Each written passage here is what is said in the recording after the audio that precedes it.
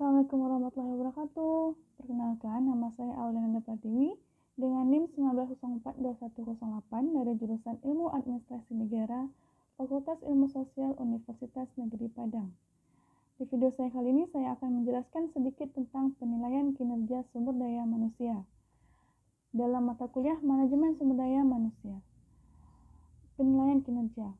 Menurut Dewi Hanggraini dan Sukijonoto Atmojo, penilaian kinerja atau performance appraisal adalah suatu proses yang diselenggarakan oleh perusahaan untuk mengevaluasi atau melakukan penilaian kinerja individu setiap karyawannya.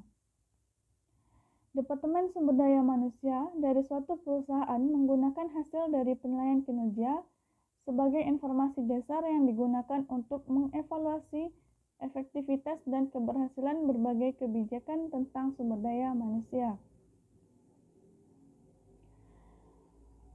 Penilaian yang baik harus dapat memberikan gambaran akurat tentang kinerja yang diukur, yakni dengan benar-benar menilai prestasi kerja karyawan yang dinilai.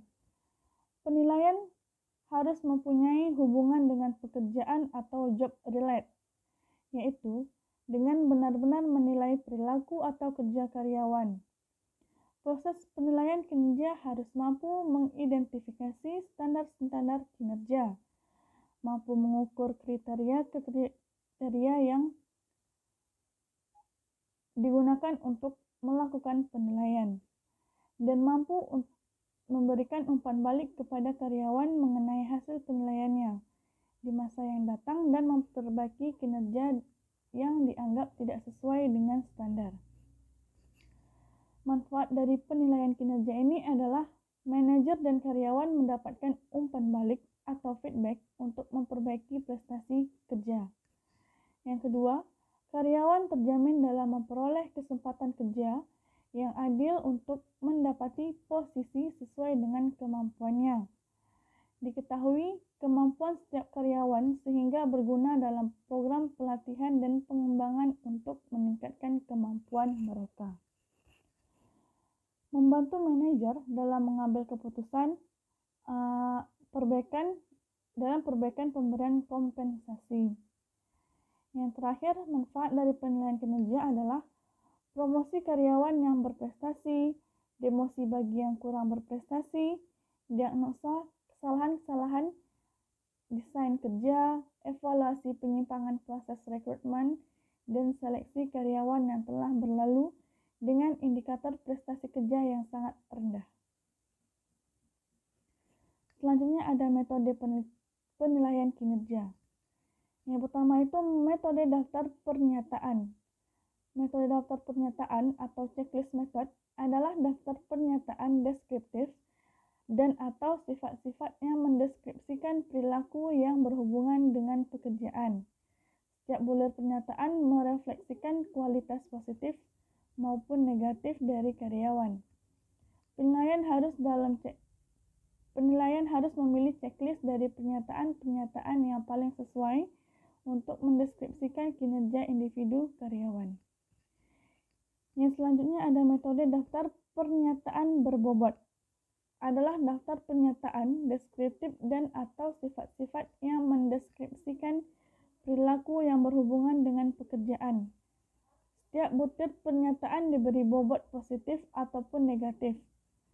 Bobot nilai tersebut tidak dimunculkan dalam formulir daftar pernyataan sehingga penilai tidak mengetahuinya. Yang selanjutnya ada metode skala penilaian. Membandingkan kinerja individu karyawan dengan suatu standar absolut. Metode ini banyak dipakai secara luas karena mudah dipahami oleh orang yang dinilai dan mudah digunakan oleh penilai, serta dapat dilakukan penilaian banyak individu dalam waktu singkat. Selanjutnya ada kesalahan dalam penilaian kinerja.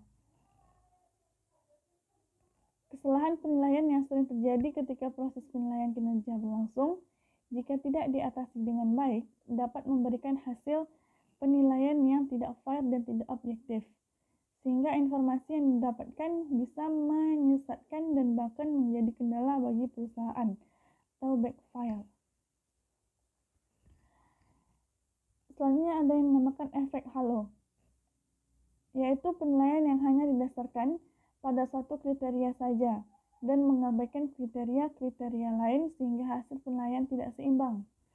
Yang selanjutnya ada central tendency, yaitu penilai tidak mau memberikan nilai ekstrim, melainkan nilai angka rata-rata atau angka tengah saja, sehingga hasil penilaian tidak memberikan informasi siapa yang menonjol dan siapa yang kurang menonjol kinerjanya.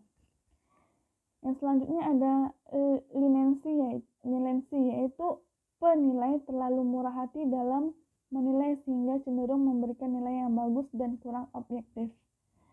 Yang selanjutnya adalah strictness.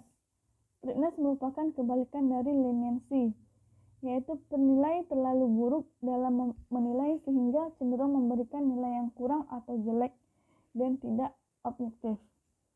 Yang terakhir ada personal prejudice atau stereotyping, yaitu penilai yang tidak didasarkan atas kinerja individu, melainkan didasarkan pada kelompok tempat individu tersebut berasal. Penilaian kinerja dalam manajemen sumber daya manusia bermanfaat untuk mengevaluasi kinerja, mengembangkan dan memotivasi karyawan. Tetapi, dapat menjadi sumber kerisauan dan frustasi bagi karyawan dan manajer bila terdapat ketidakpastian dan ambiguitas dalam penilaian.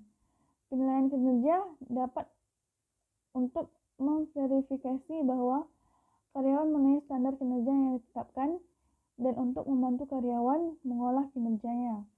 Penilaian kinerja yang baik harus dapat memberikan gambaran akurat tentang kinerja yang diukur, yakni mampu benar-benar menilai prestasi kerja karyawan yang dinilai. Terima kasih. Sekianlah pembahasan materi dari saya. Wabillahi taufiq wal hidayah. Wassalamualaikum warahmatullahi wabarakatuh.